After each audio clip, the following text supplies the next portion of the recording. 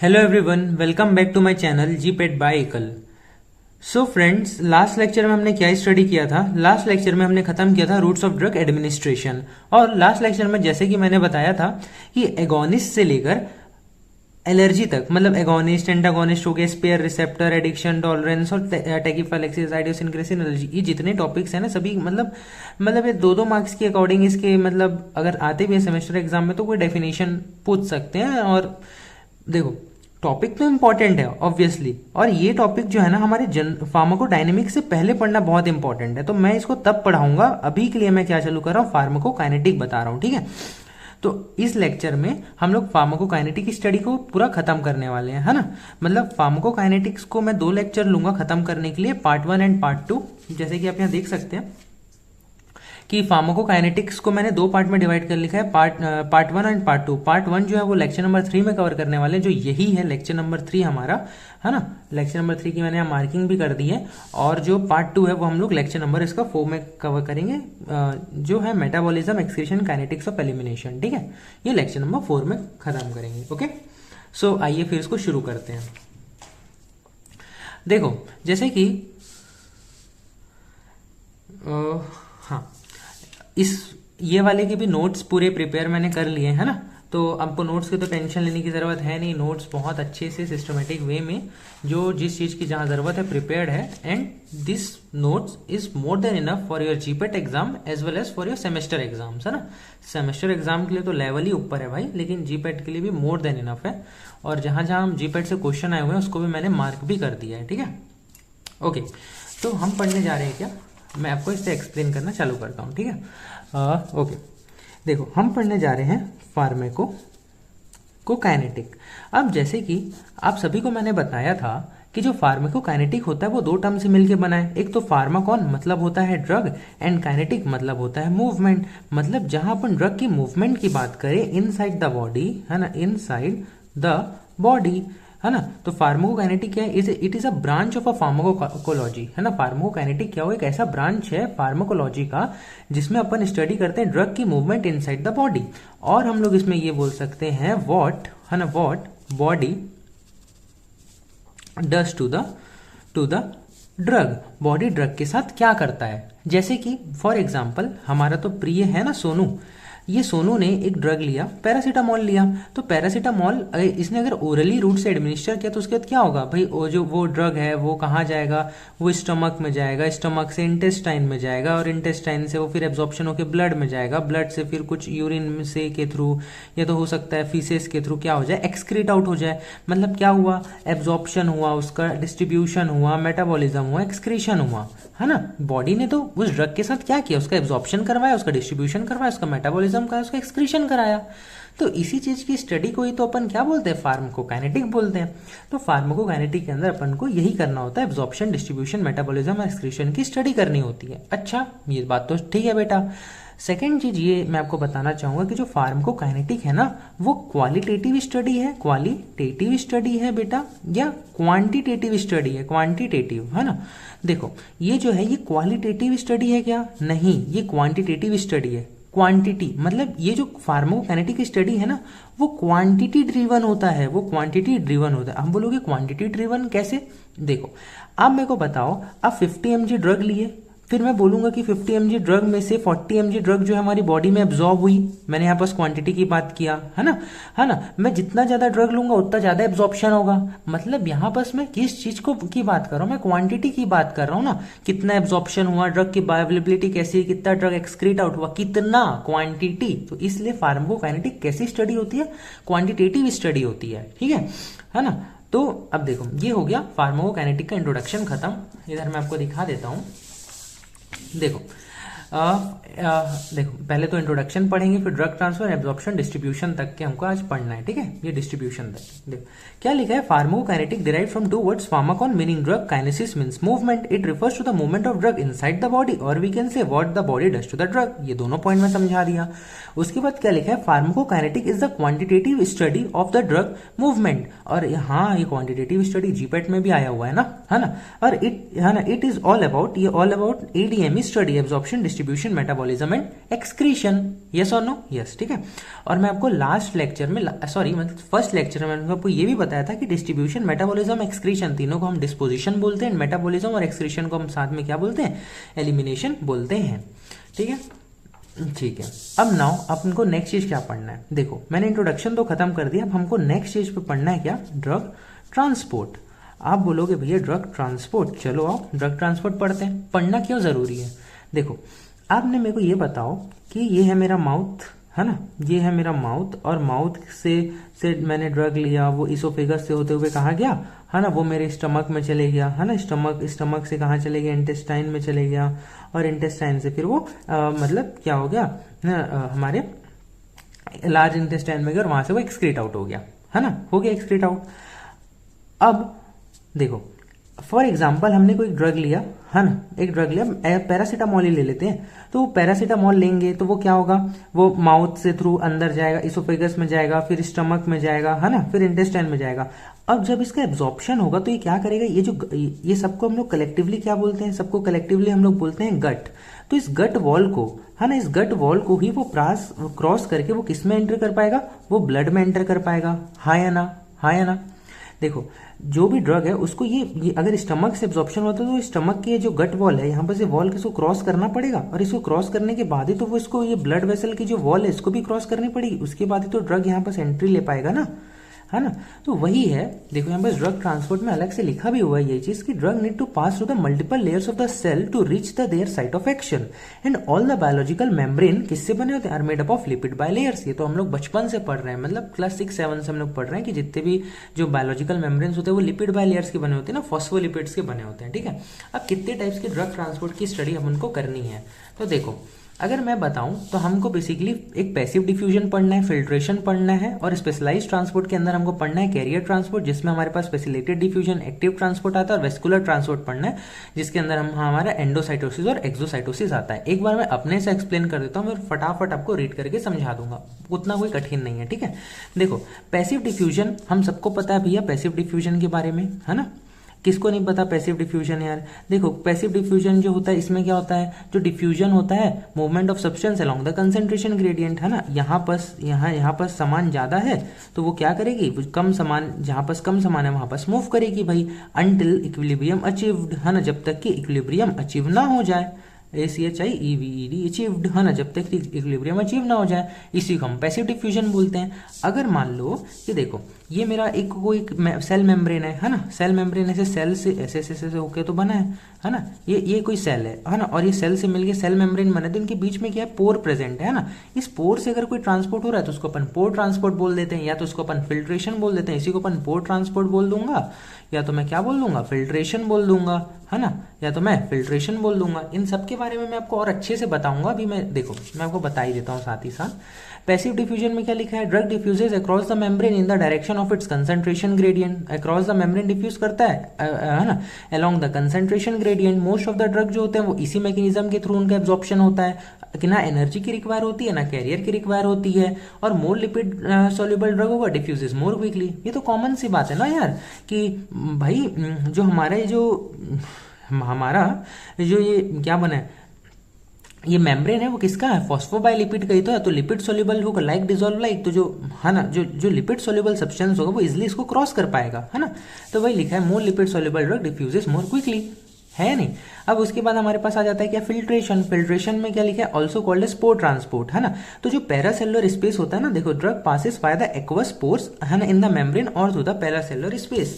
पैरासेलुलर space क्या होता है बेटा? यही तो मैं बताया ना कि दो सेल्स के बीच का जो स्पेस, इसको पैरासेलुलर स्पेस बोलोगे। या तो दो सेल्स के बीच में एक छोटा सा ना एक्वापोरिन चैनल प्रेजेंट होता है, वहां से कोई पास हो, लेकिन इसकी एक लिमिटेशन है, इससे वाटर सोल्यूबल ड्रग पास हो सकते हैं, लेकिन इसकी एक लिमिटेशन है कि इसमें जो साइज जो होनी चाहिए वो 300 डेल्टन से कम ही होनी चाहिए। देखो, इसमें भी जो ट्रांसपोर्ट होता है वो अक्रॉस द कंसंट्रेशन ग्रेडियंट ही होता है, so along the concentration gradient, है ना। तो वही लिखा, देखो क्या लिखा है? Drug passes by the aqueous pores in the membrane और through the paracellular space along concentration gradient, and substance size should be less than 300 dalton. किससे कम होना चाहिए? 300 डेल्टन से कम होना चाहिए। जैसे कि एल्ब्यूमिन हो गया, यूरिया हो गया, ठीक है। अब उसके बाद आ गया फैसिलिटेटेड डिफ्यूजन। फैसिलिटेटेड डिफ्यूजन भी नाम ही सजेस्ट कर रहा है, मतलब इसको कुछ फैसिलिटी चाहिए, हाँ या ना, है ना, मतलब फैसिलिटी चाहिए इन द सेंस हमको फैसिलिटी प्रोवाइड करना पड़ेगा, है ना। तो ये देखो, ये जो डिफ्यूजन होता है ये पैसिव डिफ्यूजन जैसे ही अलोंग द कंसंट्रेशन ग्रेडियंट ही हो रहा है, लेकिन यहाँ पर डिफ्यूजन के लिए हमको क्या चाहिए, हमको चैनल की नीड है। हमको क्या, किसकी जरूरत, चैनल्स की नीड है, या तो हम लोग बोलेंगे क्या, कैरियर प्रोटीन की नीड है ना, कैरियर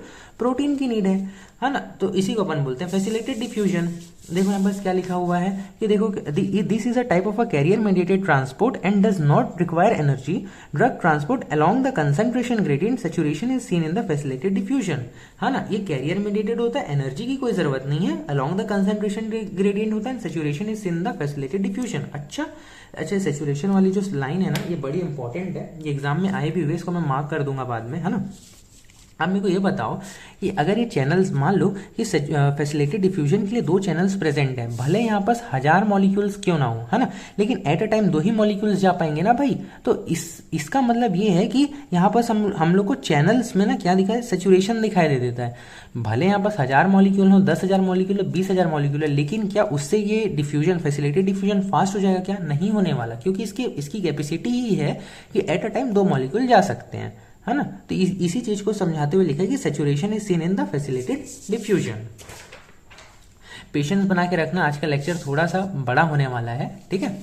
अब उसके आगे हमारे पास टॉपिक है ना, जैसे कि देखो क्या लिखा है, glucose transport across the muscle cell membrane by the GLUT4 transporter और vitamin B12 transport to the intrinsic factor. मैं आपको इसको बता देता हूँ, जैसे कि आपको पता होगा, जैसे कि हमारा जो ग्लूकोज है ना, हमारा ग्लूकोज जो है वो सेल के अंदर कैसे जाता है, तो हमारे पास यहाँ पास चैनल प्रेजेंट होता है जिसका नाम होता है क्या, GLUT4, है ना, ग्लूट4 चैनल जो होता है ना, वो क्या करता है, वो ग्लूकोज को अंदर लेके जाता है। तो ये कैरियर है ना, ये कैरियर है ना, और इसके लिए कोई एनर्जी नहीं लगता। यहाँ पास ग्लूकोज ज्यादा है और यहाँ पास ग्लूकोज नहीं है, तो ग्लूकोज यहाँ से यहाँ जाता है ना, with the help of a carrier GLUT4। तो एक ऐसा डिफ्यूजन हुआ, ये फैसिलिटेटेड डिफ्यूजन हुआ। वैसे ही हमारे जो स्टमक में एब्जॉर्प्शन होता है किसका, विटामिन B12 का, है ना, किसका एब्जॉर्प्शन होता है, विटामिन B12 का। अब विटामिन B12 जो होता है ना, वो कैरियर के थ्रू अंदर जाता है, जिसका नाम होता है क्या, इंट्रिंसिक फैक्टर, है ना। तो वही चीज बताया है। तो इस कैरियर, ये भी अलोंग द कंसंट्रेशन हो रहा है, लेकिन यहाँ पर कैरियर की जरूरत पड़ रही है, इसलिए ये डिफ्यूजन ही तो हो रहा है, लेकिन कैरियर के साथ, इसलिए इसको अपन क्या बोलते हैं, फैसिलिटेटेड डिफ्यूजन। अब उसके बाद आ गया मेरे पास क्या, एक्टिव ट्रांसपोर्ट। तो भाई एक्टिव ट्रांसपोर्ट किसको नहीं पता, है ना। एक्टिव ट्रांसपोर्ट में क्या होता है, अगेंस्ट द कंसंट्रेशन ग्रेडियंट, और इसमें हमको एनर्जी, देखो एनर्जी लगती है। कंसंट्रेशन ग्रेडियंट के हम लोग कैसे जाते हैं, अगेंस्ट जाते हैं। मैं लॉन्ग बोल दिया था अभी, तो मेरी गलती है वो, हम लोग कंसंट्रेशन ग्रेडियंट के अगेंस्ट जाते हैं, एनर्जी लगती है, इसमें कैरियर भी लगता है ना। अब एक्टिव ट्रांसपोर्ट कितने टाइप्स के होते हैं, तो 3 टाइप्स के होते हैं। एक तो मेरे पास होता है यूनिपोर्ट, एक होता है मेरे पास सिमपोर्ट, एक होता है मेरे पास एंटीपोर्ट, है ना। ये सब मैं आपको बताने वाला। यूनिपोर्ट मतलब कि एनर्जी लग रही है और एक ड्रग ही या तो बाहर जा रहा है या तो अंदर आ रहा है, तो ये यूनिपोर्ट। अगर 2 ड्रग एक साथ बाहर जा रहे हैं या अंदर आ रहे हैं, तो मेरे पास हो गया सिमपोर्ट, या तो एक ड्रग अंदर जा रहा है और एक ड्रग बाहर जा रहा है ना, मतलब 2 ड्रग एक साथ अंदर बाहर कर रहे हैं तो एंटीपोर्ट। अगर एक साथ अंदर जा रहे हैं बाहर जा रहे हैं तो सिमपोर्ट, या एक ड्रग या तो अंदर जाएगा या बाहर जाएगा, तो आएगा मेरे पास क्या, यूनिपोर्ट, है ना। चलो मैं आपको इसमें बता देता हूँ, इसमें यही बताया गया है। देखो क्या लिखा है, it is a type of a carrier mediated transport requires energy, है ना, energy and the drug transported against the concentration gradient. And drug transport कैसे हो रहा है, अगेंस्ट द कंसंट्रेशन ग्रेडियंट।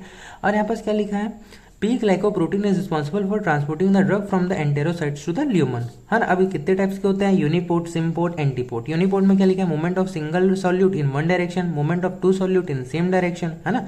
एक सॉल्यूट का ही हो रहा है वन डायरेक्शन में, जैसे कि यहाँ पास मैंने यूनिपोर्ट बनाया ना, एक सॉल्यूट या तो अंदर जाएगा या बाहर जाएगा। Movement of 2 solute in same direction, 2 solute देखो सेम डायरेक्शन में अंदर जा रहे हैं या तो बाहर आ सकते हैं। एंटीपोर्ट में movement of 2 solute in opposite direction, मतलब एक सॉल्यूट या तो अंदर जाएगा और एक बाहर जाएगा, ऐसा। जैसे कि सोडियम पोटेशियम प्लम, इसमें ग्लूकोज सोडियम पंप हो गया, है ना।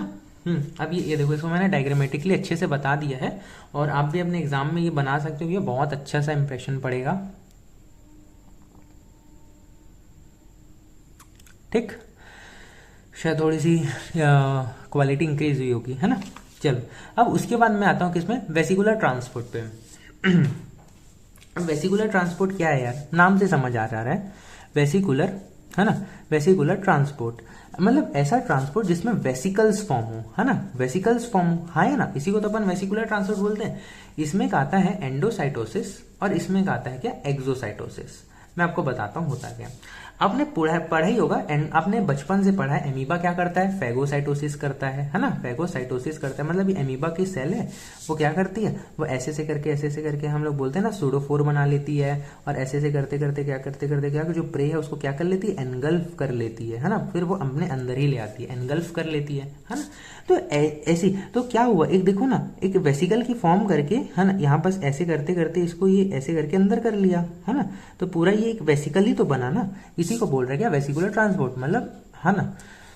देखो यहाँ पर क्या लिखा हुआ है, transport of drug in a, देखो क्या लिखा हुआ है, transport of drug in a particulate form across cell membrane, उसी को अपन क्या बोलते हैं, वेसिकुलर ट्रांसपोर्ट। इसमें हमारे पास क्या आता है, एक आता है एंडोसाइटोसिस और एक आता है एक्सोसाइटोसिस। एंडोसाइटोसिस में क्या है, small droplets engulfed by the cell membrane into vesicles. अब इनगल्फिंग, अब डब्ल्यूबीसी इनगल्फिंग वायरस है, जैसे कि डब्ल्यूबीसी वायरस को इनगल्फ कर लेता है, और other foreign particulates to kill them. Endocytosis में फैगोसाइटोसिस होता है जिसको सेल ईटिंग बोलते हैं, पिनोसाइटोसिस सेल ड्रिंकिंग। पिनोसाइटोसिस में लिक्विड सब्सटेंस आते हैं, फैगोसाइटोसिस में सॉलिड सब्सटेंसेस होते हैं। और एक्सोसाइटोसिस में क्या लिखा है, सिक्रीशन ऑफ ड्रग और the chemicals from vesicles out of the cell membrane, cell membrane से बाहर निकालने को अपन क्या बोलते हैं, exocytosis. Release of neurotransmitter from the vesicles into the synaptic cleft.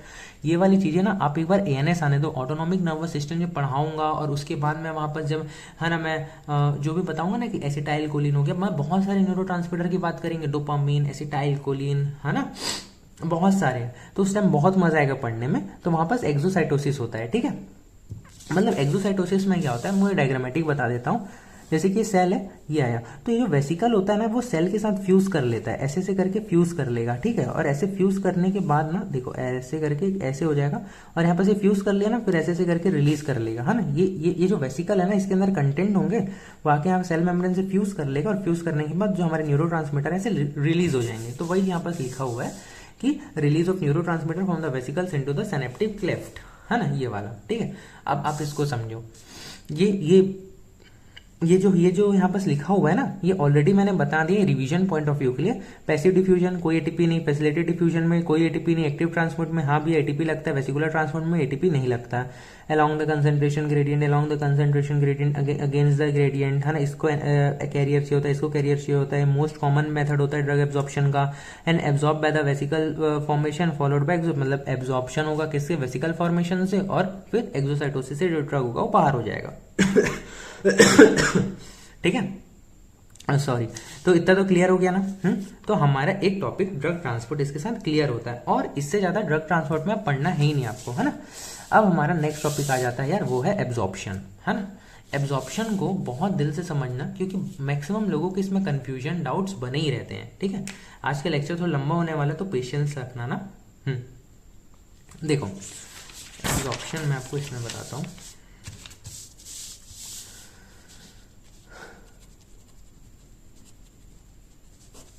Absorption में होता क्या है बेटा, एकदम बेसिक से आपको बताता हूं। देखो सबसे पहले भाई कॉन्सेप्ट जान लो, लाइक डिसॉल्व लाइक, ठीक है।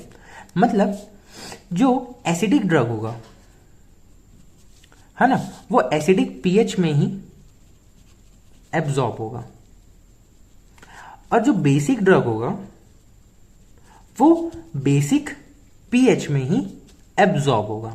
इससे आप क्या कंक्लूड कर सकते हो, मतलब कोई एसिडिक ड्रग है वो एसिडिक पीएच में एब्जॉर्ब होगा, मतलब वो स्टमक में ही एब्जॉर्ब होगा। और कोई बेसिक ड्रग है वो बेसिक पीएच में ही एब्जॉर्ब होगा, मतलब वो स्मॉल इंटेस्टाइन में एब्जॉर्ब होगा। और कोई भी ड्रग की जो एब्जॉर्प्शन होती है ना, वो कौन से स्टेट में होती है राजा, वो अनआयोनाइज्ड फॉर्म में होती है।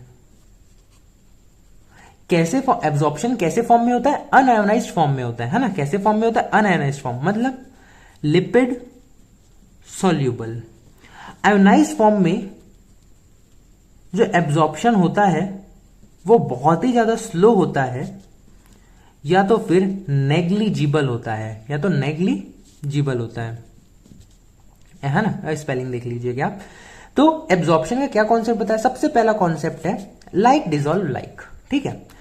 एसिडिक ड्रग जो होगा वो एसिडिक पीएच पे एब्जॉर्ब करेगा, जैसे कि स्टमक में, और बेसिक ड्रग जो है वो बेसिक पीएच में एब्जॉर्ब होगा, जैसे कि स्मॉल इंटेस्टाइन में, है ना। मैं एग्जांपल बताऊंगा, बेसिक ड्रग जैसे कि बारबिचुरेट्स वो बेसिक पीएच में एब्जॉर्ब होंगे, स्मॉल इंटेस्टाइन में। एसिडिक ड्रग जैसे कि एसिडिक ड्रग का मैं आपको कौन सा एग्जांपल बताऊं,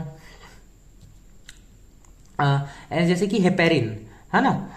एसिडिक ड्रग में एक हमारे पास हेपेरिन आ जाता है, और मेरे पास एक बारबिचूरेट जो होता है वो एसिडिक ड्रग का एग्जांपल है यार। बेसिक ड्रग में मेरे पास कोई और आएगा, मैं एट्रोपिन बेसिक ड्रग का एग्जांपल है, ठीक है। हाँ, तो जो एसिडिक ड्रग है वो एसिडिक पीएच में एब्जॉर्ब होंगे, एंड जो बेसिक ड्रग है वो बेसिक पीएच पे ही एब्जॉर्ब होगा, है ना। एसिडिक ड्रग में एग्जांपल तो मैं बता दिया, बेसिक आगे सब नोट्स में रिटर्न है ना, वो हम देखेंगे, ठीक है। और एब्जॉर्प्शन कैसे किस फॉर्म में होता है, अनआयनाइज्ड फॉर्म में ही होता है, ठीक है। अब मैं इसको कंक्लूड करता हूं आपको, देखो मैं आपको क्या बताया कि एब्जॉर्प्शन ड्रग का कैसे होता है, अनआयनाइज्ड फॉर्म में होता है, मतलब लिपिड सॉल्युबल फॉर्म में होगा। जो आयनाइज्ड फॉर्म होगा वो कैसा फॉर्म होता है, वो वाटर सॉल्युबल होता है ना, वाटर सॉल्युबल। और इस फॉर्म में एब्जॉर्प्शन जो होता है या तो स्लो होता है या तो नेग्लिजिबल होता है ना।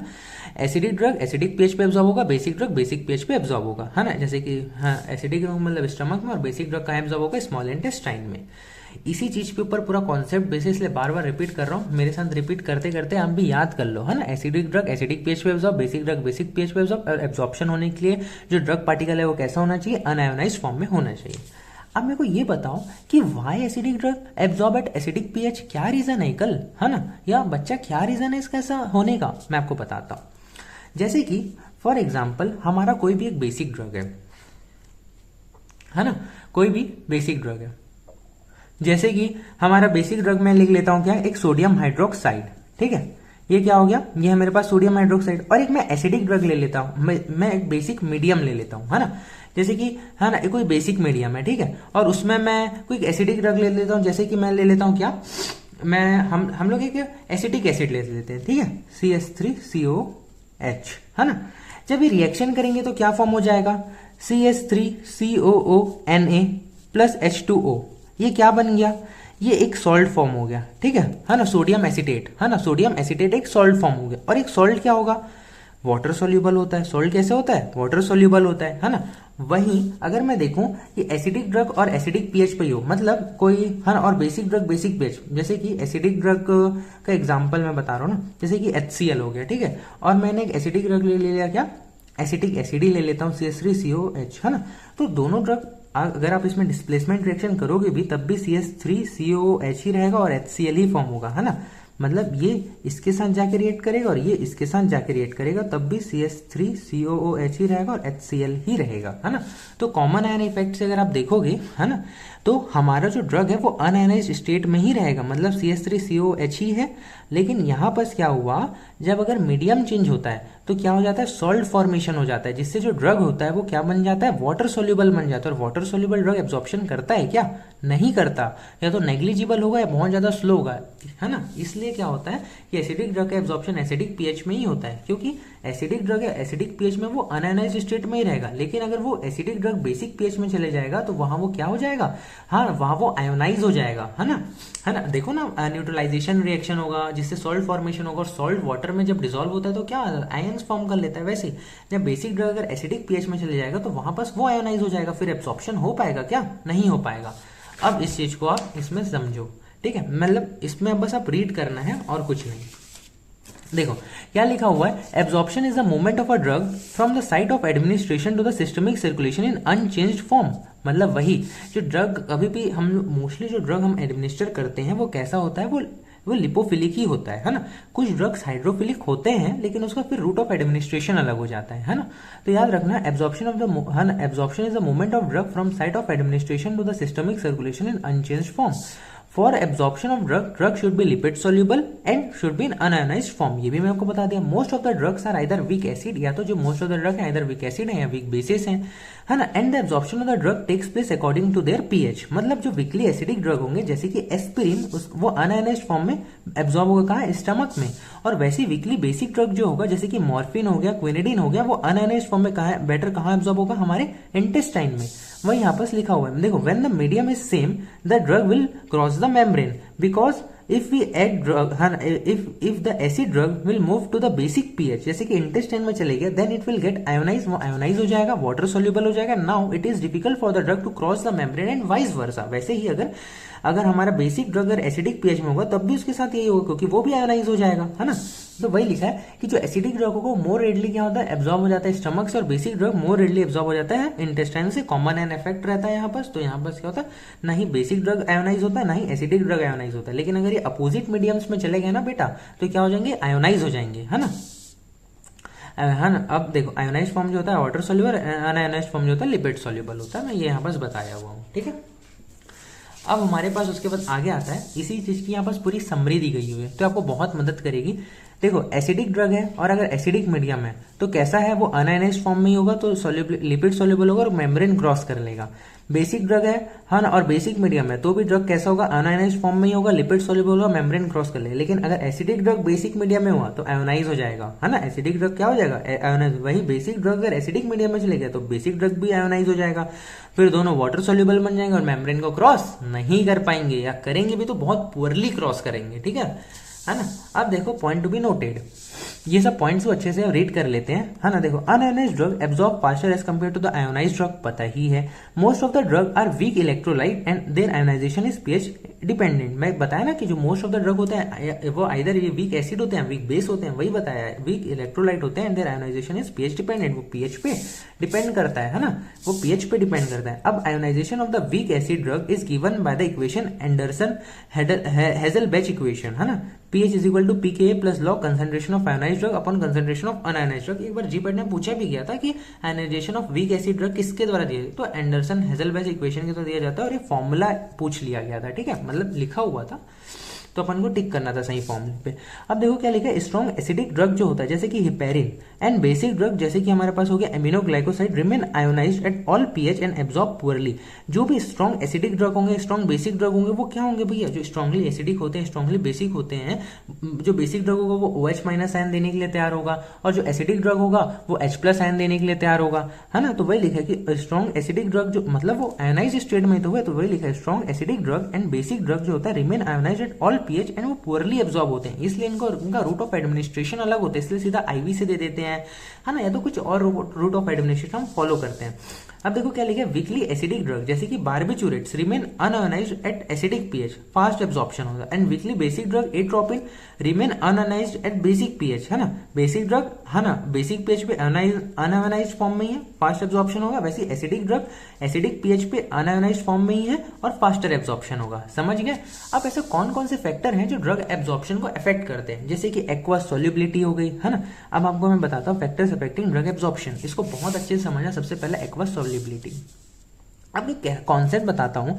मेडिसिन, है ना, आप मेरे को बताओ मेडिसिन और ड्रग के बीच का डिफरेंस क्या है। जो मेडिसिन है ना बेटा, वो मेडिसिन API से बना है, API प्लस एक्सिपिएंट, है ना, एक्सिपिएंट से मिलके हमारा मेडिसिन बना है। मतलब API प्लस एक्सिपिएंट बनके क्या मेडिसिन बनता है। ड्रग क्या है, ड्रग तो हमारा सिर्फ API ही है ना।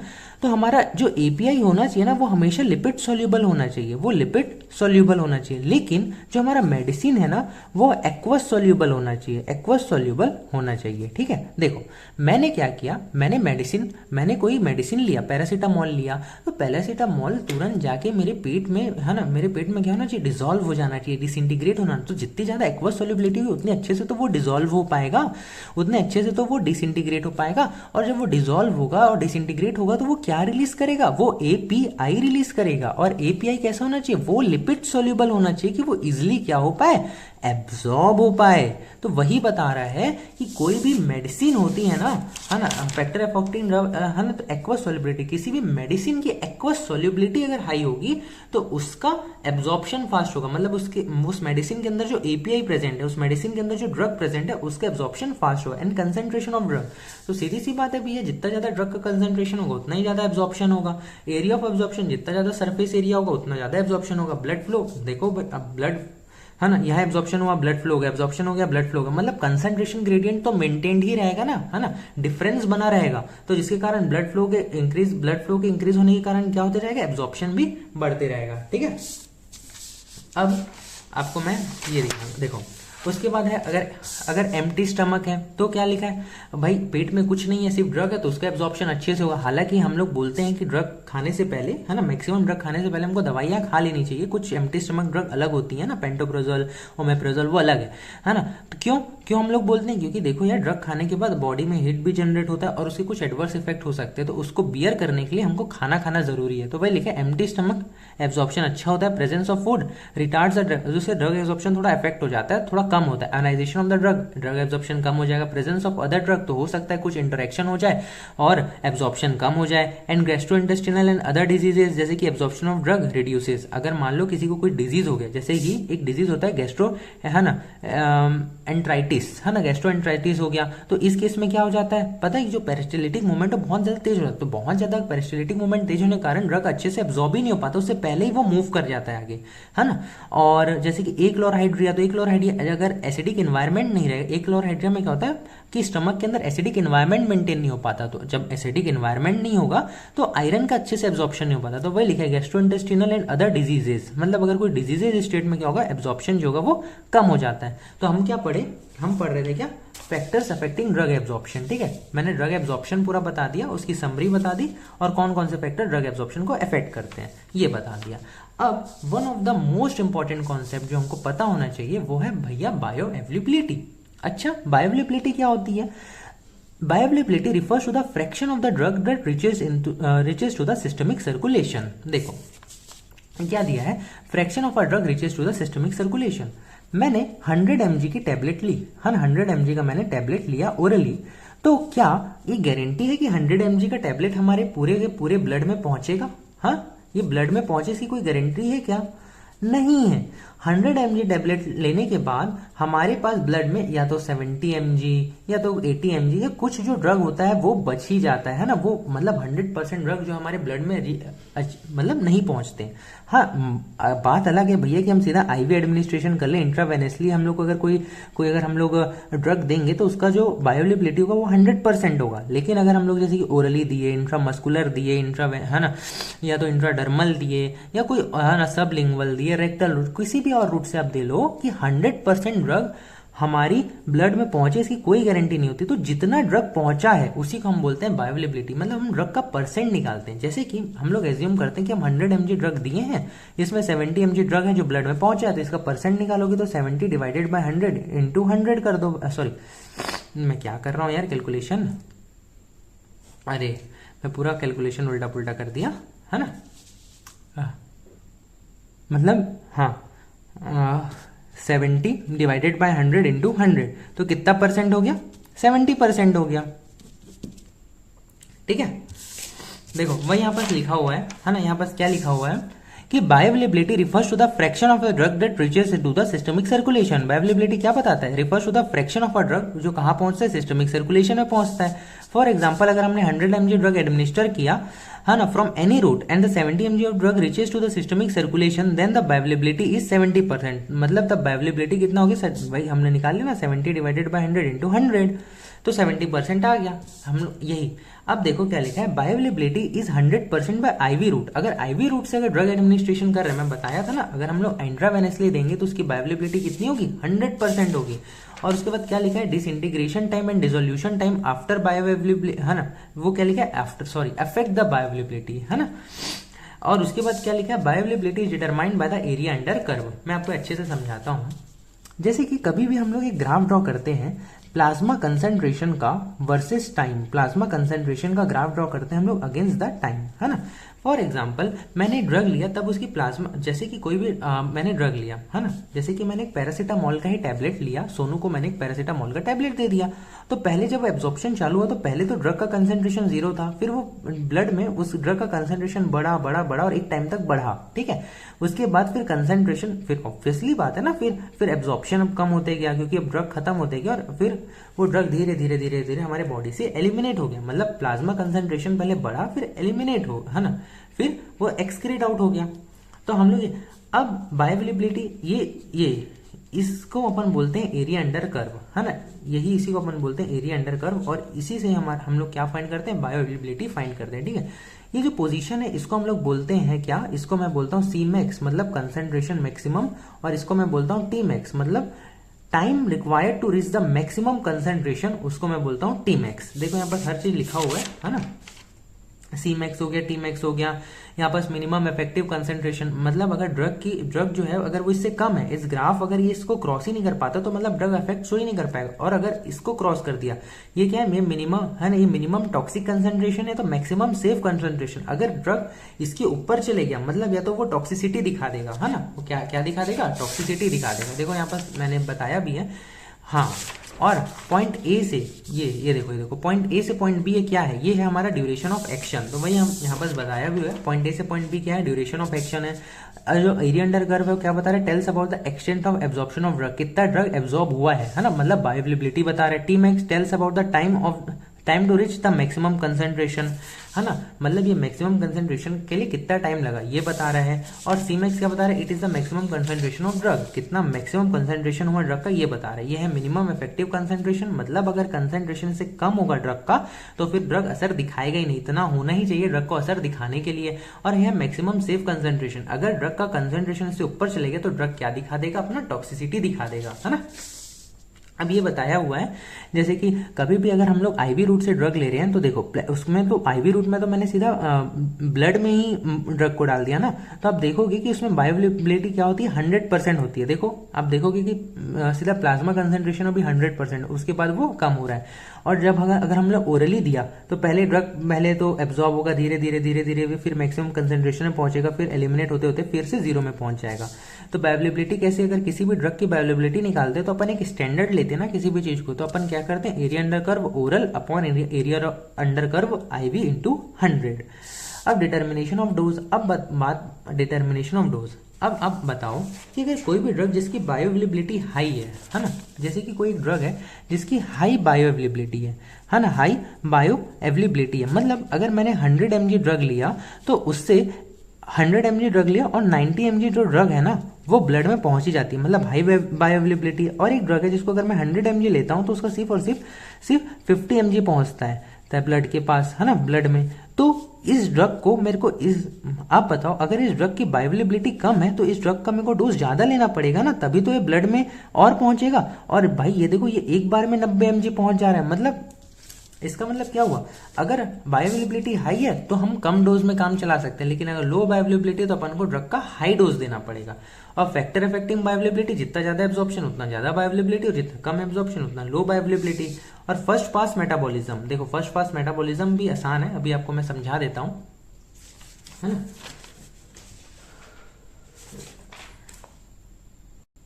ओके, फर्स्ट पास मेटाबॉलिज्म में क्या होता है ना, फर्स्ट पास मेटाबॉलिज्म।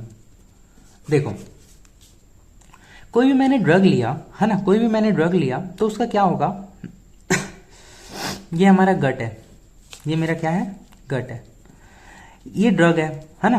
ड्रग जब एब्जॉर्प्शन होता है ना ड्रग का, तो हमने हमेशा क्या बोला, ये जो ड्रग है वो सीधा कहाँ चले जाता है, हमारे ब्लड वेसल्स में चले जाता है ना। मैं यही बता रहा था ना अभी तक, ड्रग कहाँ चले जाता है, ब्लड वेसल में। देखो ड्रग जब एब्जॉर्प्शन होता है तो सबसे पहले ड्रग जाता है किसमें पता है, पोर्टल वेन में। कहाँ जाता है, पोर्टल वेन। और पोर्टल वेन इस ड्रग को कहाँ लेके जाता है, लीवर के पास। कहाँ लेके जाता है, लीवर के पास। और ये लीवर के से ये ड्रग निकलने के बाद कहाँ जाता है, ये जाता है हमारे किसमें, सिस्टमिक सर्कुलेशन में, है ना, सिस्टमिक सर्कुलेशन में। तो सबसे पहले ये जो ड्रग है ये हमारा ड्रग है ना। सबसे पहले ड्रग कहाँ गया, ड्रग गट वॉल से पास होते हुए कहाँ गया, पोर्टल वेन पे गया। और पोर्टल वेन से ड्रग कहाँ गया, लीवर पे गया। और लीवर के बाद ड्रग कहाँ गया, सिस्टमिक सर्कुलेशन में। तो कुछ जो ड्रग होते हैं वो लीवर में क्या हो जाते हैं, मेटाबोलाइज हो जाते हैं। मतलब मेटाबोलाइज हो जाते हैं मतलब लीवर में क्या हो जाते हैं, डिस्ट्रॉय हो जाते हैं, है ना, या तो खराब हो जाते हैं ड्रग, है ना। तो अगर 100 mg ड्रग मान लो एब्जॉर्ब भी हो जाता है तो 90 mg जो ड्रग है वो सिस्टमिक सर्कुलेशन में पहुंचेगा। और कुछ ड्रग जो होगा लीवर क्या कर देगा, मेटाबोलाइज कर देगा और फिर उसका एक्सक्रीशन करा देगा। फिर उसका क्या करा देगा, एक्सक्रीशन। या तो वो बाइल के थ्रू कराएगा या तो फिर वो यूरिन के थ्रू कराएगा, है ना, या तो यूरिन के थ्रू कराएगा। इसी चीज को अपन बोलते हैं क्या, फर्स्ट पास मेटाबॉलिज्म। देखो यहाँ बस लिखा भी क्या है, When the drug are administered orally, जब ओरली दिया जाता है तो they have to pass by gut wall. पहले गट वॉल में जाता है, ठीक है, बताया ना, गट वॉल, है ना। उसके बाद पोर्टल वेन, फिर लीवर, फिर सिस्टमिक सर्कुलेशन में जाता है ना। And a drug can be metabolized in a liver या तो पोर्टल ब्लड में और in gut wall. And liver can excrete the drug into the bile, है ना। Are called the first pass elimination. ठीक है, ये पॉइंट को तो उतना आप ध्यान मत दो, लेकिन ये तो बिल्कुल ध्यान दो आप। When the drug are administered orally they have to pass via gut wall, उनको गट वॉल से भी पास करना पड़ता है, फिर पोर्टल वेन में जाता है, फिर लीवर में, फिर सिस्टमिक सर्कुलेशन में। आपको सुंदर सा डायग्राम मैं दिखाता हूँ, ये देखो, है ना। पहले आप ये देखो कि सबसे पहले गट है, गट में ड्रग गया तो वो पहले गट वॉल में जाएगा, फिर पोर्टल वेन, फिर लीवर, लीवर में मेटाबॉलिज्म होगा और उससे सिस्टमिक सर्कुलेशन में जाएगा। अब मैं आपको बताता हूं ऐसे ड्रग्स जो हाई फर्स्ट, है ना, देखो drugs undergo the high first pass metabolism. कौन कौन से ड्रग्स हैं जिनका मेटाबॉलिज्म बहुत ज्यादा हो जाता है, जैसे कि ना इसका एक निमोनिक है VP Singh, not a popular PM. V से वेरापेमिल हो गया, पी से प्रोपेनोलॉल हो गया, एस से साल्ब्यूटामॉल, एन से नाइट्रेट, ए से, है ना, एमिट्रिप्टिलिन, पी से प्रोपोक्सीफेन, और एम से क्या होता है मिथाइल टेस्टोस्टेरोन हो गया, मॉर्फिन हो गया, और एक पी से पैथिडीन करके होता है, हाँ, है ना, पैथिडीन हो गया। ठीक है, अब मैं आपको बताता हूँ इसका मतलब क्या है। Drug undergo the high first pass metabolism, इसका मतलब अगर आप इन सब ड्रग्स को अगर ओरल रूट से लोगे तो ये यहीं पर ही मेटाबोलाइज हो जाएंगे, तो ये सिस्टमिक सर्कुलेशन में पहुंचेंगे ही नहीं, तो ये अपना असर क्या दिखाएंगे भाई, समझ पा रहे हो ना। अगर आप ये ड्रग को ओरली लेते हो तो ये लीवर पे तो पहले ही मेटाबोलाइज हो जाएंगे, तो सिस्टमिक सर्कुलेशन में पहुंचेंगे नहीं, तो ये अपना असर दिखा पाएंगे क्या, नहीं, है ना। इसलिए तो वेरापेमिल हो गया, तो प्रोपेनोलॉल को अपन इसलिए कैसे लेते हैं, आईवी रूट से लेते हैं। मैंने आपको बताया था नाइट्रोग्लिसरीन को अपन ओरली नहीं लेते, इसको अपन सबलिंगुअल लेते हैं। रूट ऑफ ड्रग एडमिनिस्ट्रेशन बताया था ना, क्यों लेते हैं सबलिंगुअल, क्यों, क्योंकि ओरल लेंगे तो लीवर में ही मेटाबोलाइज हो जाएगा। साल्ब्यूटामॉल को अपन इनहेलेशन के थ्रू लेते हैं, इसको भी अगर अपन ओरल इसका टैबलेट खा लेते तो क्या होता भैया, ये तो यहाँ लीवर में मेटाबोलाइज हो जाता है, इसलिए साल्ब्यूटामॉल को अपन इनहेलेशन के थ्रू लेते हैं, प्रोपेनोलॉल को अपन आईवी थ्रू के लेते हैं, नाइट्रेट को अपन नाइट्रेट में जैसे कि नाइट्रोग्लिसरीन आता है उसको अपन सबलिंगुअली लेते हैं, और जैसे कि मिथाइल टेस्टोस्टेरोन तो इसका मैंने बताया था ना इंट्राडर्मल पैचेस लगते हैं, है ना, तो इसको वही, है ना, मतलब सॉरी ट्रांसडर्मल पैचेस, यार सॉरी, है क्यूटेनियस बताया था ना, है ना, क्यूटेनियस रूट ऑफ एडमिनिस्ट्रेशन, तो क्यूटेनियस हो गया, ट्रांसडर्मल सेम होता है, तो मिथाइल टेस्टोस्टेरोन को ट्रांसडर्मल पैचेस लगते हैं, जैसे कि शोल्डर में कैसे पैच लग गया, है ना, ये शोल्डर हो गया, शोल्डर में से कोई पैचेस लगा दिए और धीरे धीरे जो ड्रग है वो महीनों तक रिलीज होते रहेगा, है ना, ये हो गया ट्रांसडर्मल पैचेस। तो ये वो ड्रगों के नाम है जो इनका मेटाबॉलिज्म, जिसका फर्स्ट पास मेटाबॉलिज्म बहुत ज्यादा हाई है, और ये इसके क्वेश्चन जो होता है ना एग्जांपल्स जीपैट में आते हैं, तो इसको ध्यान दीजिएगा। ठीक है, अब उसके बाद हमारे पास आता है आज का लास्ट टॉपिक जो है डिस्ट्रीब्यूशन, है ना, जिसके लिए 10 से 15 मिनट और लग सकता है, तो थोड़ा फोकस बना के रखिएगा। देखो डिस्ट्रीब्यूशन क्या लिखा हुआ है, distribution is defined as the reversible transfer of drug between the body fluid compartments, है ना। मैं इसको आपको अपने से समझाता हूं अच्छे से, तब आपको अच्छे से समझ आएगा। ये देखो, मान लो ये मेरा ब्लड है ना, ये मेरा ब्लड है और यहां तक मेरा ड्रग पहुंच गया, है ना, ड्रग मेरे सिस्टमिक सर्कुलेशन तक पहुंच गया। अब ये ड्रग यहां से कहां से जाएगा, ये ड्रग यहां से ऑर्गन्स में जाएगा, हाँ या ना, ऑर्गन्स में जाएगा, टिश्यूज के पास जाएगा, है ना, मतलब ये अलग, और अपने ये साइट ऑफ है ना, साइट ऑफ एक्शन पे जाएगा, है ना, साइट ऑफ एक्शन जहां इसको असर दिखाना तो साइट ऑफ एक्शन पे जाएगा, ऑर्गन्स के पास जाएगा, टिश्यूज के पास जाएगा। देखा जाए तो ये अलग अलग जगह डिस्ट्रीब्यूट हो रहा है ना, इसी चीज को तो डिस्ट्रीब्यूशन कहते हैं। और ये ट्रांसफर कैसा होता है, रिवर्सिबल होता है, मतलब क्या होता है कि जैसे कि यहां पास गया तो कई बार वापस भी आ जाता है ना, तो यही मतलब ये जो डेफिनेशन है बायोफार्मास्यूटिक्स से लिया गया, जो आप आगे जाके पढ़ने वाले हो। तो distribution is defined as a reversible transfer of drugs between the body fluid compartments, है ना, बॉडी फ्लूइड कंपार्टमेंट्स। जैसे कि देखो यार, मैं आपको इसको और अच्छे से समझाता हूं।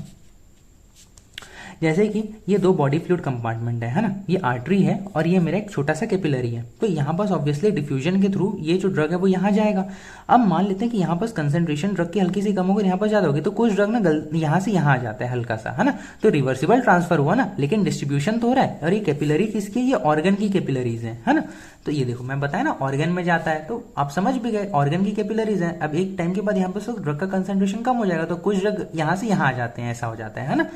तो वही चीज को बोला है कि distribution is defined as a reversible transfer of drug between the body fluid compartment, है ना, and after the drug reaches into the systemic circulation it may be distributed to the various tissues and organs. मैंने जो बताया वो various tissues में जा सकता है, ऑर्गन में। अब देखो क्या है कि अगर कोई भी ड्रग कोई भी ड्रग अगर हमारे ब्लड में पहुंचता है ना, ये कोई भी ड्रग अगर हमारे ब्लड में पहुंचता है तो वो 3 फॉर्म्स में प्रेजेंट रहता है, 3 फॉर्म्स में प्रेजेंट होता है। कौन कौन से फॉर्म में कल देखो, एक तो प्रेजेंट होता है वो फ्री फॉर्म में, है ना, फ्री फॉर्म में। एक होता है वो प्लाज्मा प्रोटीन बाउंड, मतलब देखो आपको पता ही है कि हमारा जो ब्लड है वो 2 चीजों से मिलकर बना है, एक तो है प्लाज्मा प्रोटीन और एक है ब्लड कंपोनेंट्स। प्लाज्मा प्रोटीन जैसे कि हमारे पास हो गया क्या क्या एल्ब्यूमिन हो गया, है ना, एल्ब्यूमिन हो गया प्लाज्मा प्रोटीन, एल्ब्यूमिन, ग्लोब्यूलिन, है ना, अल्फा प्रोटीन, है ना, लिपोप्रोटीन हो गया, ग्लाइकोप्रोटीन हो गया, है ना। तो हमारे जो प्लाज्मा प्रोटीन्स प्रेजेंट है जैसे कि एल्ब्यूमिन, ग्लोब्यूलिन, लिपोप्रोटीन, तो ये क्या कर लेते हैं, ड्रग से बाइंड कर लेते हैं, है ना। तो वही होता है प्लाज्मा प्रोटीन बाउंडेड ड्रग, है ना। या तो drugs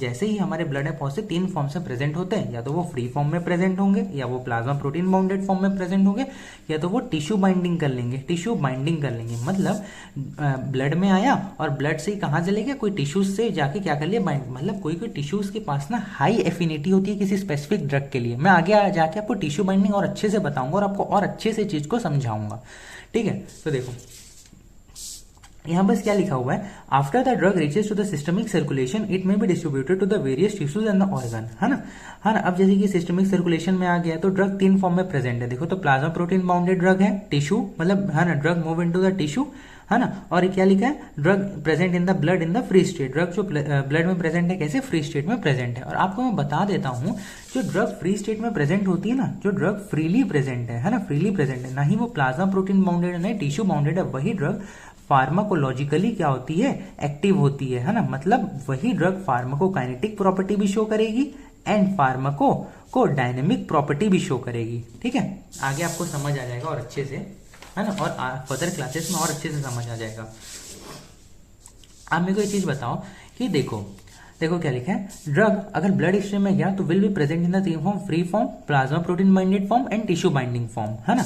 drug present in the free form in the blood will be pharmacokinetic and dynamically active, है ना। ये देखो वो क्या होता है, फार्माकोकाइनेटिक एंड डायनेमिकली एक्टिव होता है। आप मेरे को एक चीज बताओ कि अगर कोई ड्रग प्लाज्मा प्रोटीन से बाइंड कर लिया तो ड्रग की क्या साइज इंक्रीज हो जाएगी, ड्रग का साइज क्या हो जाएगा, इंक्रीज हो जाएगा, हाँ या ना। तो क्या ड्रग अपने, है ना, तो जो ड्रग क्या क्या कर पाएगी, किसी मेम्ब्रेन को क्रॉस कर पाएगी क्या, नहीं कर पाएगी, है ना। अब आप सुनना होता क्या है, जैसे कि हमारा जो ब्लड है ना, हमारे ब्लड में जो ड्रग है जो फ्रीली प्रेजेंट है, और कुछ ड्रग जो होते हैं वो कैसे प्रेजेंट है, ये देखो ऐसे से जो ड्रग है फ्रीली प्रेजेंट है, और ये जो ड्रग है प्लाज्मा प्रोटीन बाउंडेड ड्रग है। ये ड्रग क्या करेगा, ये साइट ऑफ एक्शन पे जाएगा और बाइंड हो जाएगा, ये भी ड्रग साइट ऑफ एक्शन पे चले जाएगा। और जब ये सब ड्रग साइट ऑफ एक्शन पे चले जाएंगे तो ये प्लाज्मा प्रोटीन क्या करता है, ये ड्रग को रिलीज कर देता है, फिर ये ड्रग भी क्या कर जा सकता है, साइट ऑफ एक्शन पे जा सकता है। अगर एक साथ ही सभी ड्रग अगर फ्री स्टेट में होंगे तो वो तो सभी के सभी एक साथ साइट ऑफ एक्शन पे चले जाएंगे, और जिससे ड्यूरेशन ऑफ एक्शन जो होगा ना ड्रग का काम करने का वो बहुत ही ज्यादा क्या होगा, कम होगा, है ना, कम होगा। मतलब मैंने किसी को 20,000 रुपए दिए और मैं बोला कि, और वो एक साथ पर्स में लेके घूम रहा है, तो उसको लगा कि मेरे जेब में तो 20,000 है तो मैं कुछ भी कर सकता हूँ, और एक बार में 20,000 को कोई महंगा कपड़ा ले लिया या कोई महंगा गैजेट लेके आ गया वो, है ना। और मैंने उसको 20,000 दिए जिसमें से वो 5,000 अपने जेब में रखा खर्च करने के लिए। तो पहले वो 5,000 खर्च किया, उसके बाद फिर वो अपने जेब में डाला 5,000, तो फिर वो 5,000 खर्च किया, फिर वो 5,000 डाला, तो वो ऐसे में वो 20,000 को 4 बार खर्च कर सकता है ना, जिससे मतलब वो फिर उस 20,000 को 1 महीने में खर्च कर रहा है। तो वैसे ही समझो इसको डिस्ट्रीब्यूशन को भी, जो ड्रग फ्री स्टेट में होता है ना वो सबसे पहले ही वो क्या होता है, यूटिलाइज हो जाता है। उसके बाद फिर जो प्लाज्मा प्रोटीन बाउंडेड ड्रग है ना वो थोड़े थोड़े रिलीज होते हैं, फिर वो ड्रग जाके साइट ऑफ एडमिनिस्ट्रेशन पे जुड़ते हैं और फिर वो अपना एक्शन शो करते हैं। इससे ड्यूरेशन ऑफ एक्शन जो हो रहा है वो क्या हो रहा है, इंक्रीज हो रहा है ना, समझ रहे हो। तो यही चीज है, देखो क्या लिखा है, drug present in the free form in blood, जो वही फार्माकोकाइनेटिक एंड डायनेमिकली एक्टिव, मतलब यही फार्माकोलॉजिकल एक्शन देते हैं। जो प्लाज्मा प्रोटीन बाइंडेड ड्रग होता है वो क्या हो जाता है, वो फार्माकोलॉजिकली इनर्ट हो जाता है, मतलब वो कोई एक्शन शो नहीं करता, ना ही फार्माकोकाइनेटिक एक्शन शो करता है, ना ही फार्माकोडायनेमिक एक्शन शो करता है। अब देखो क्या लिखा है, distribution of any drug is calculated hypothetically using the formula VD is equal to total amount of the drug in the body and concentration of drug in the plasma. इसको मैं आपको अच्छे से समझाता हूं, वेट अ मिनट। डिस्ट्रीब्यूशन जो होता है ना of any drug is calculated hypothetically using the formula VD is equal to total amount of the drug in the body upon the concentration of drug in the plasma. इसको मैं समझाता हूं आपको अच्छे से, है ना। तो वॉल्यूम ऑफ डिस्ट्रीब्यूशन जो है ना, एक एक हाइपोथेटिकल कॉन्सेप्ट है यार। आप मेरे को बताओ, वॉल्यूम ऑफ डिस्ट्रीब्यूशन किसी ड्रग का बता सकते हो क्या? नहीं बता सकते, बहुत कठिन है किसी ड्रग, क्योंकि कोई भी ड्रग हम लोग अगर वो कहाँ कहाँ जा रहा है, वो किस टिश्यू में जा रहा है, किस टिश्यू में गया और कितना गया, है ना?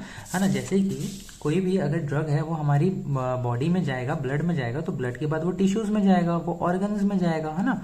तो ऑर्गन में कितना गया, 10 mg गया, 2 mg गया, 5 mg गया, ये बताना बहुत मुश्किल है ये टिश्यू में कितना गया। लेकिन हाइपोथेटिकली एक फॉर्मूला निकाला गया है कि देखो, ऐसा फॉर्मूला निकाला गया है कि total amount of drug in the body, हमने टोटल अमाउंट कितना लिया ड्रग का, जैसे कि हमने 100 mg लिया या 1000 mg लिया, तो 1000 mg अपन मान लेते हैं, है ना?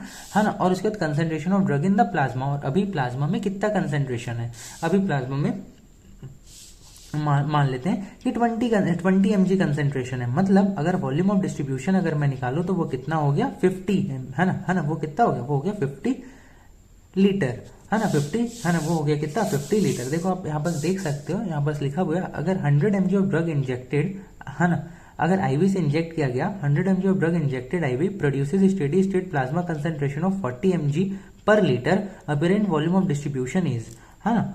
तो उसका फॉर्मूला क्या होता है, concentration of drug in the total amount of the drug in the body, कितना amount of the drug body में इंजेक्ट किया गया, तो वो है 1000 mg। Concentration of drug in the plasma लिखा ही है 40 mg पर लीटर, तो उसको हम लोग डिवाइड कर दिया, आगे मेरे पास 25 लीटर। ये एक देखा जाए तो एक हाइपोथेटिकल कॉन्सेप्ट है यार, बस ये फॉर्मूला रट लो और इस फॉर्मूला के so guys sorry for the interruption, है ना? अब हम आगे बढ़ते हैं। तो देखो ये वाला कॉन्सेप्ट मैं समझा दिया हूँ, फॉर्मूला को बस याद कर लेना और उस हिसाब से क्वेश्चन आराम से सॉल्व हो जाएंगे यार। Total amount of drug in the body, तो कितना अमाउंट ऑफ ड्रग हमने बॉडी में लिया, चाहे आईवी के थ्रू लिया, ओरली लिया, और concentration of drug in the plasma, दोनों को डिवाइड कर देंगे, जो भी हमारी वैल्यू आई वो हमारी अपरेंट वॉल्यूम ऑफ डिस्ट्रीब्यूशन होगी, बात खत्म। और ये डायरेक्ट क्वेश्चन आया 2025 में, 23 लिखा हूँ, 2025 में भी आया है, हाँ मतलब मैंने लिखा भी है, ओके।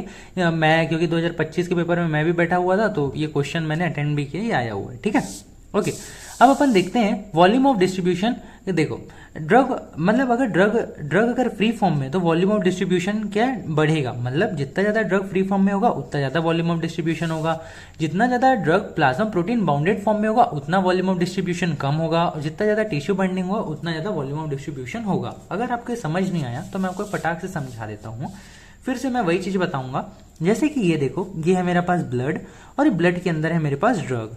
अब आप मेरे को ये बताओ, अगर जो ड्रग फ्री फ्रॉम में है, फ्री फ्रॉम ड्रग कहाँ जाएगा, साइट ऑफ एडमिनिस्ट्रेशन पे जाएगा, मतलब वो इधर भी मच लेगा, है ना, सॉरी साइट ऑफ एक्शन बाबा, यहाँ भी जाएगा, फिर वो साइट ऑफ एक्शन इधर भी जाएगा, इधर भी जाएगा, है ना, वो इधर उधर जा रहा है, फ्री फ्रॉम में है ड्रग। तो जितना ज्यादा ड्रग फ्री फ्रॉम में है उतना ज्यादा तो वो मूव कर पा रहा है ना, उतना ज्यादा वो डिस्ट्रीब्यूट कर पा रहा है। इसका मतलब क्या हुआ, जितना ज्यादा ड्रग फ्री फ्रॉम में है उतना ज्यादा क्या कर पा रहा है, डिस्ट्रीब्यूट कर पा रहा है, इसलिए उसका वॉल्यूम ऑफ डिस्ट्रीब्यूशन क्या होगा, बढ़ेगा। तो drug in the free form directly proportional to the volume of distribution, ठीक है। अब मान लो अगर कोई drug plasma protein bounded form में है, तो क्या वो साइट ऑफ एक्शन तक जा पाएगा, साइट ऑफ एक्शन तक जा पाएगा, क्या नहीं जा पाएगा भाई, नहीं जा पाएगा।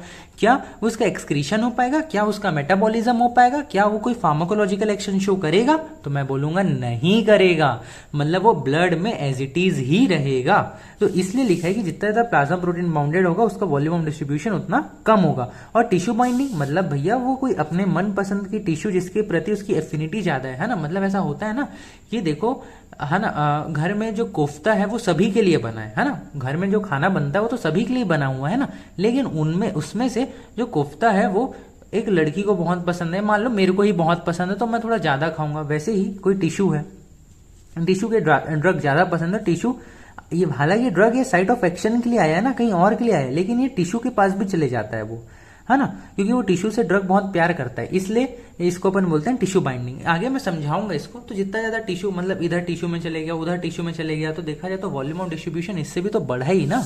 तो वही चीज लिखा है कि वॉल्यूम ऑफ डिस्ट्रीब्यूशन की अगर देखा जाए तो ड्रग इन फ्री फ्रॉम, जितना ज्यादा ड्रग फ्री फ्रॉम में होगा उतना ज्यादा वॉल्यूम ऑफ डिस्ट्रीब्यूशन होगा, जितना ज्यादा प्लाज्मा प्रोटीन बाउंडेड फॉर्म में होगा उतना कम वॉल्यूम ऑफ डिस्ट्रीब्यूशन होगा, जितना ज्यादा टिश्यू बाइंडिंग होगा उतना ज्यादा वॉल्यूम ऑफ डिस्ट्रीब्यूशन होगा। अब जैसे कि लास्ट अभी थोड़ी देर पहले हमने देखा था ऐसे कौन कौन से ड्रग है जिसका फर्स्ट पास मेटाबॉलिज्म बहुत ज्यादा होता है ना, VP Singh is not a popular PM करके मैंने याद कराया था। वैसे ही मेरे को अब देखना है जो ड्रग जिसका वॉल्यूम ऑफ डिस्ट्रीब्यूशन बहुत हाई होता है, मतलब अगर हम बॉडी में लें तो वो बहुत तेजी से और बहुत ज्यादा हमारी बॉडी बॉडी में स्प्रेड करती है। तो कौन कौन सी ड्रग्स हैं? तो जैसे कि उसको हम लोग को याद रखना है trick, bad doc, BAD, bad doc, DOC doc, है ना। B for benzodiazepine, beta blockers, A से है ना एम्फेटामिन, D से डेगॉक्सिन, है ना, O से ओपियोइड्स, है ना, यहाँ पर D से डॉक्सिपिन और C से कैल्शियम चैनल ब्लॉकर, क्लोरोक्विन, ये सब हो गए, ठीक है ना। तो ये क्या है, ये वो ड्रग्स के एग्जांपल है जिनका वॉल्यूम ऑफ डिस्ट्रीब्यूशन बहुत ज्यादा है। इससे पहले हमने और ड्रग के एग्जांपल दिखा था जिसका मेटाबॉलिज्म बहुत ज्यादा था, है ना। क्लियर है। अब अपन नेक्स्ट टॉपिक को देखते हैं, क्या, factors affecting volume of distribution. क्या देखना है? Factors affecting volume of distribution. तो देखो सीधी सी बात है भाई, कोई ड्रग अगर अपने ब्लड वेसल से निकल के साइट ऑफ एक्शन तक जा रही है, तब मतलब वो लिपिड बाइलेयर को क्रॉस कर रही है, नहीं कर रही है। और जो ड्रग जितना ज्यादा लिपिड सोल्यूबल होगा वो उतने ज्यादा इजिली लिपिड बाइलेयर को क्रॉस कर पाएगा, हाँ या ना? हाँ। तो वही चीज है, जितनी ज्यादा लिपिड सोल्यूबिलिटी उतना ज्यादा volume of distribution. Ionization of drug जैसा होगा मतलब वॉल्यूम ऑफ डिस्ट्रीब्यूशन कम होगा। प्लाज्मा प्रोटीन बाइंडिंग ज्यादा होगा तब भी वॉल्यूम ऑफ डिस्ट्रीब्यूशन कम होगा। डिग्री ऑफ ब्लड फ्लो, जितना ज्यादा ब्लड फ्लो होगा मतलब उतना ज्यादा जो ब्लड है वो टिश्यूज ऑर्गन्स तक पहुंचेगा, मतलब वहां तक जो ड्रग होगी वो क्या कर पाएगी? पेनिट्रेट कर पाएगी, पहुंच पाएगी। मतलब जितना ज्यादा ब्लड फ्लो उतना ज्यादा volume of distribution. Affinity for the different tissue, है ना, मतलब मैंने बताया ना कि कोई कोई टिश्यू को कोफ्ते बहुत पसंद है, तो वो तो भले ड्रग उनके लिए ना आया हूं, है ना, लेकिन वो लेंगे ही लेंगे, ऐसा है। तो भाई लिखा affinity for the different tissue मतलब टिश्यू बाइंडिंग। तो उससे भी क्या होता है कि जो वॉल्यूम ऑफ डिस्ट्रीब्यूशन है वो इंक्रीज होता है। वॉल्यूम ऑफ डिस्ट्रीब्यूशन ना आप ना बायोफार्मास्यूटिक्स में बहुत अच्छे से पढ़ने वाले हो, ठीक है। लेकिन इस टाइम भी अगर ये कंटेंट आप यूज करोगे तो सफिशियंट है, ठीक है। अब अपन बात करते हैं प्लाज्मा प्रोटीन बाइंडिंग की। बाय द वे बायोफार्मास्यूटिक्स जो है वो अभी 6th सेम में है ना, तो अभी से मत सोचो 4th सेम के बच्चे और 6th सेम में आएगा। ओके, तो अब प्लाज्मा प्रोटीन बाइंडिंग, इतना मैंने बात किया भैया। देखो प्लाज्मा प्रोटीन बाइंडिंग के बारे में भी मैंने आपको थोड़ी देर पहले बताया भी था कि प्लाज्मा में 2 कंपोनेंट्स होते हैं, सब ब्लड में 2 कंपोनेंट होते हैं, प्लाज्मा होता है, ब्लड कंपोनेंट होते हैं, प्लाज्मा में प्लाज्मा प्रोटीन होता है जैसे कि एल्ब्यूमिन, ग्लोब्यूलिन, लिपोप्रोटीन, ग्लाइकोप्रोटीन। अब आप तो मानोगे नहीं तो देख लो भैया, नोट्स में देख लो, वही चीजें यहाँ पर भी लिखी हुई है। देखो मैं सब जो लिखा है वो मैं आपको ऑलरेडी समझा चुका हूँ। The drug which is bound to the plasma protein is called plasma protein bounded drug. सही बात है भाई, है ना। अब देखो क्या लिखा है, it is the free form of the drug that is responsible for the pharmacological action as well as metabolism. मैंने तो बताया था ना, जो ड्रग फ्री फ्रॉम में होता है, जो ड्रग फ्री फ्रॉम में है वो साइट ऑफ एक्शन तक जाएगा, है ना, वो फार्माकोलॉजिकल एक्शन शो करेगा, वही मेटाबॉलिज्म शो करेगा, वही एक्सक्रीशन शो करेगा। लेकिन जो प्लाज्मा प्रोटीन बाउंडेड है उसको ड्रग का साइज इंक्रीज हो गया प्लाज्मा, तो वो कहीं से पेनिट्रेट ही नहीं कर पाएगा ना वो एब्जॉर्ब हो पाएगा, ना कहीं डिस्ट्रीब्यूट हो पाएगा। तो वही चीज लिखा है कि the plasma protein makes the drug inactive. वो ड्रग को क्या बना देते हैं? इनएक्टिव बना देते हैं। And releases the drug in the blood when the free from concentration of the drug decrease. जो फ्री फॉर्म कंसंट्रेशन होता है ना, जो मैं क्या बताया, देखो the free form of drug is responsible for the pharmacological action. और जब ये साइट ऑफ एक्शंस पे जाते जाएंगे तो इसका कंसंट्रेशन ब्लड में क्या हो जाएगा? कम हो जाएगा। उस टाइम पे क्या होगा कि जो प्लाज्मा प्रोटीन बाउंडेड ड्रग है ना, वो क्या करेंगे, वो बोलेंगे जा रे जा तो जी ले अपनी जिंदगी, ऐसे बोल के जो कुछ है ना जो ड्रग्स होंगे उसको क्या करेंगे? रिलीज करेंगे। तो वही लिखा plasma protein binding makes the drug inactive and releases the drug in the blood. उसको ब्लड में रिलीज भी करते हैं जब फ्री फ्रॉम जो कंसंट्रेशन होता है ड्रग का वो क्या हो जाता है? कम हो जाता है तब। Therefore, plasma protein binding makes the drug long acting. क्या बना देते हैं? लॉन्ग एक्टिंग बना देते हैं। अब देखो क्या लिखा है, protein binding decreases the free drug concentration in the systemic circulation. ये तो नॉर्मल सी चीज है। अब देखो 4 टाइप के प्लाज्मा प्रोटीन होते हैं, albumin, alpha acid glycoprotein, globulin, lipoprotein. और ये तो जो दोनों होते हैं ना ये थोड़े कम कंसंट्रेशन में होते हैं। जो एल्ब्यूमिन और अल्फा एसिड ग्लाइकोप्रोटीन जो होते हैं ये ज्यादा कंसंट्रेशन में होते हैं, उसमें सबसे ज्यादा एल्ब्यूमिन प्रेजेंट होता है, ठीक है। अब देखो क्या लिखा है, जो एसिडिक ड्रग होते हैं वो किससे बाइंड करते हैं? एल्ब्यूमिन से बाइंड करते हैं। और जो भी बेसिक ड्रग है वो किससे बाइंड करते हैं? अल्फा एसिड ग्लाइकोप्रोटीन से बाइंड करते हैं। बेसिक ड्रग किससे बाइंड करते हैं? अल्फा एसिड ग्लाइकोप्रोटीन से। और एसिडिक ड्रग किससे बाइंड करते हैं? एल्ब्यूमिन से बाइंड करते हैं। क्लियर है। अब इसका क्लिनिकल इंपॉर्टेंस ऑफ द, है ना, अब plasma protein binding. Plasma protein binding से क्या क्या हुआ? सबसे पहला चीज आपको मैं बता देता हूं, इसको हमको एक ट्रिक से याद रखना है, 4D, है ना, 4D। देखो डी ड्यूरेशन ऑफ एक्शन, जितना ज्यादा प्लाज्मा प्रोटीन बाइंडिंग होगा उतना ज्यादा ड्यूरेशन ऑफ एक्शन क्या हो जाएगा? बढ़ जाएगा। डिस्ट्रीब्यूशन, उतना ज्यादा डिस्ट्रीब्यूशन क्या हो जाएगा? कम हो जाएगा। एक और डी से डिस्प्लेसमेंट। अगर मान लो कोई भी ड्रग, है ना, मान लो कोई ड्रग ए है और वो किसी, है ना, किसी की क्या हो गया, है ना, इससे जाके क्या है? बाइंड हुआ है ना, इससे जाके बाइंडेड है। मान लो प्लाज्मा प्रोटीन एल्ब्यूमिन है ना, मान लो कि ये क्या है? एल्ब्यूमिन है। और एल्ब्यूमिन से क्या हुआ? ए ड्रग बाइंड है। अब मान लो बी ड्रग आ गया, इसकी एफिनिटी जो है इस एल्ब्यूमिन प्रोटीन से ज्यादा है, तो वो ए को रिप्लेस करके खुद आके बाइंड हो जाएगा। अब यहाँ पर क्या आ जाएगा? यहाँ पर बी आ जाएगा, है ना। तो वही बोल रहा है ना, अब बी आ जाएगा जी। तो वही जो हुआ, डिस्प्लेसमेंट तो हुआ, है ना, डिस्प्लेसमेंट तो हुआ कि ए ड्रग को डिस्प्लेस करके यहाँ पास क्या आ गया, बी आ गया। पहले यहाँ पास ए था, अब उसको डिस्प्लेस करके कौन आ गया, बी आ गया। तो वही लिखा displacement of one bounded drug with the high affinity drug, और डी से डायलिसिस, मतलब कोई भी ड्रग अगर वो प्लाज्मा प्रोटीन बाउंडेड स्टेट में है तो उसका डायलिसिस, मतलब उसको हम लोग ब्लड से रिमूव नहीं कर पाएंगे, उसको अपन फिल्टर नहीं कर पाएंगे। क्यों? क्योंकि उसका साइज इंक्रीज हो चुका है, तो वो ब्लड में ही रहेगा, वो कहीं और मूव करेगा ही नहीं, है ना, can't excrete plasma protein binded drug. ठीक है, क्लिनिकल इंपॉर्टेंस भी समझ आ गया। तो इसके साथ प्लाज्मा प्रोटीन बाइंडिंग खत्म होता है हमारा। देखो, जब मैं वॉल्यूम ऑफ डिस्ट्रीब्यूशन पढ़ा रहा हूँ ना, तो वॉल्यूम ऑफ डिस्ट्रीब्यूशन में हमको हर चीज जानना बहुत जरूरी है कि मैं आपको आगे लेक्चर में लेके चल रहा हूँ, रुक जाओ 1 मिनट। हाँ, जैसे कि डिस्ट्रीब्यूशन पढ़ा, तो डिस्ट्रीब्यूशन क्या होता है ना। फिर उसके बाद वॉल्यूम ऑफ डिस्ट्रीब्यूशन अपन पढ़े, और वॉल्यूम ऑफ डिस्ट्रीब्यूशन के अंदर ही हम लोग प्लाज्मा प्रोटीन बाइंडिंग भी पढ़े। अब अपन इसमें थोड़ा सा और आगे बढ़ेंगे और अपन थोड़ा टिश्यू बाइंडिंग पढ़ेंगे। ठीक है, अब हम लोग आते हैं किस पे, टिश्यू बाइंडिंग पे। इतनी देर से मैं आपको बता रहा था फ्री फ्रॉम वाला बताया मैं, अब मैं प्रोटीन बाइंडिंग बता दी, अब मैं टिश्यू बाइंडिंग बताता हूँ। देखो, ड्रग में also accumulate in the specific organs by the active transport और get bound to the specific tissue constituent. सही बात है भाई, सही बात है। देखो, क्या मैं आपको बताया ना, जैसे कि जो ड्रग है ना, जैसे कि जो कोई ड्रग है वो क्या करेगा, वो किसके पास चले जाएगा, वो फ्री फ्रॉम में तो फार्माकोलॉजिकली एक्टिव है, वो साइट ऑफ एक्शन पे चले जाएगा, है ना। कोई ड्रग फ्री फ्रॉम में तो साइट ऑफ एक्शन में चले जाएगा, कोई ड्रग क्या हो जाएगा, प्रोटीन बाउंडेड हो जाएगा, और कोई ड्रग किसके पास चले जाएगा, टिश्यू के पास चले जाएगा, है ना। तो वही यहाँ बस लिखा हुआ है, ड्रग में also accumulate in a specific organ by the active transport और get bound to the specific tissue constituent. अब consequences of tissue binding, tissue binding से होने वाला क्या है, अनइक्वली डिस्ट्रीब्यूटेड, है ना। भाई किसी स्पेसिफिक टिश्यू के लिए एफिनिटी ज्यादा है वो ड्रग की, तो वो उसके पास ही जाएगा।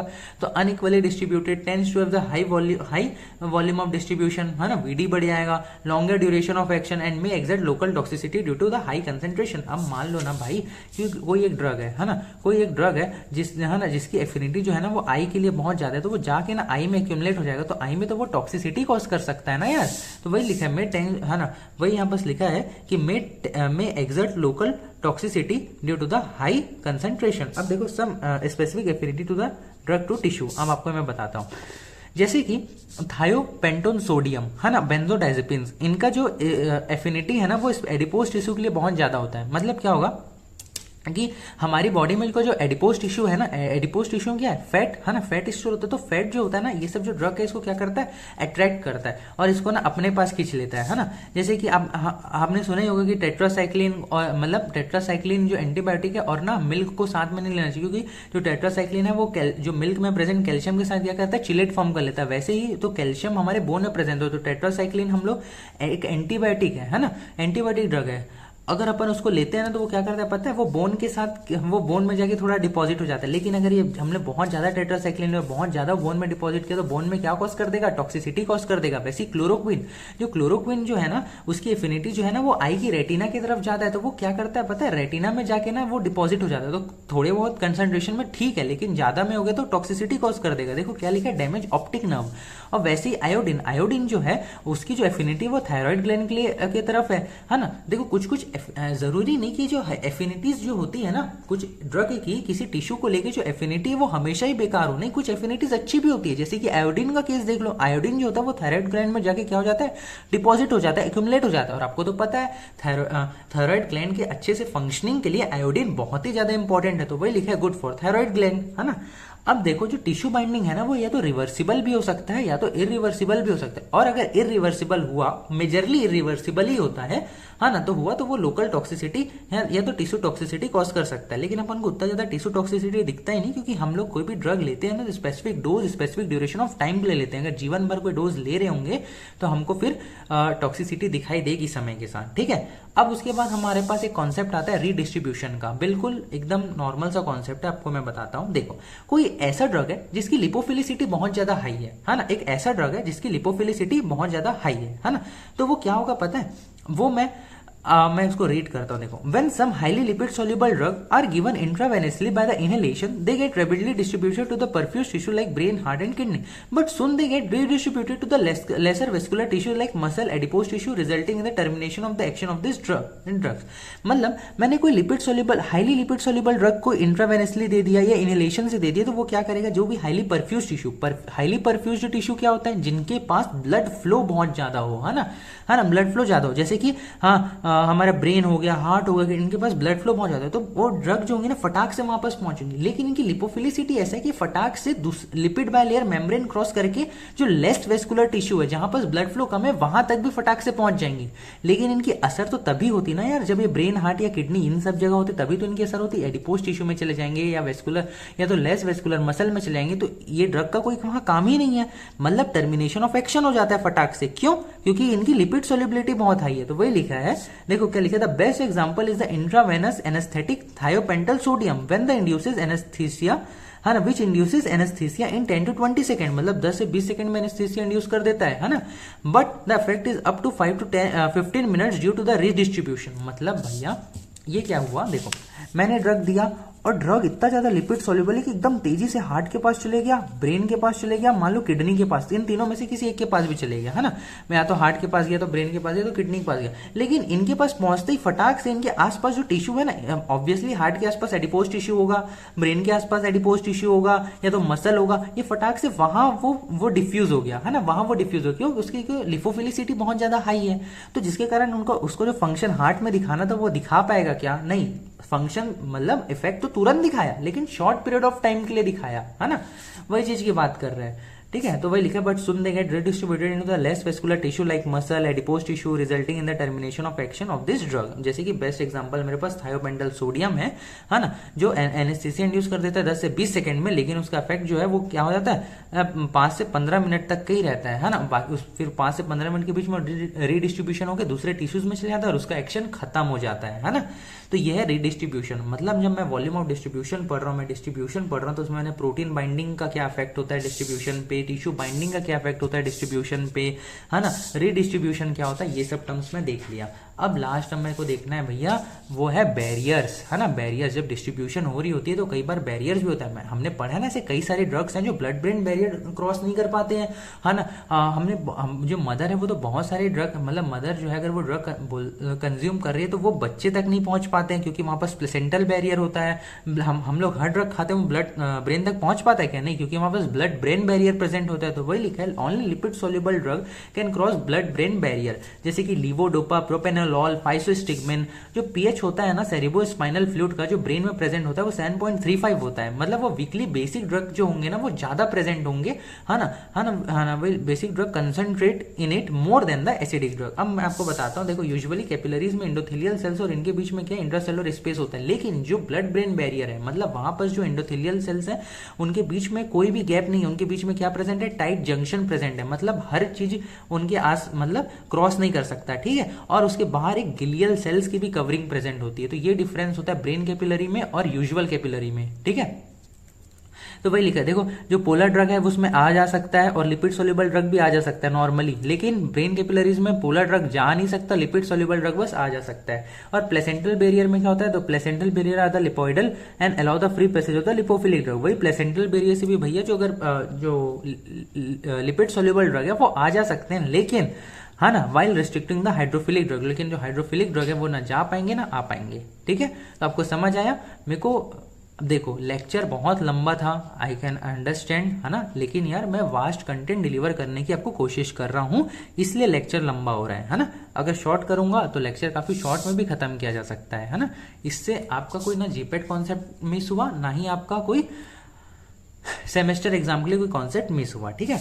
और देखो special thanks to the GDC class modules, है ना, जिसने मेरे को मदद की इतने अच्छे नोट्स प्रिपेयर करने में, है ना। अभिषेक त्रिपाठी सर, जिनके एक्सप्लेनेशन से भैया मेरे लिए कॉन्सेप्ट्स और आसान हो गए समझना, है ना, और आपको अच्छे से और एक्सप्लेन कर पाना। और साथ ही साथ, है ना, केडी त्रिपाठी, मैं आपको भी बोलूंगा कि आप केडी त्रिपाठी बुक पढ़ो, है ना, आपके कॉन्सेप्ट्स और क्लियर कर देंगे, है ना।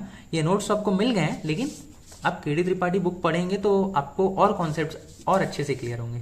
So thank you so much for today's lecture. अब हम नेक्स्ट लेक्चर में क्या जो बचा हुआ पार्ट है ना उसको खत्म करने वाले हैं। That is metabolism, excretion and the kinetics of elimination. इन चीज़ों को हम लोग अब नेक्स्ट लेक्चर में खत्म करेंगे। Metabolism, excretion, kinetics of elimination part 2 lecture number 4 पे। सो स्टे ट्यून्ड, या तो कल आएगा या तो परसों आएगा। Okay, thank you.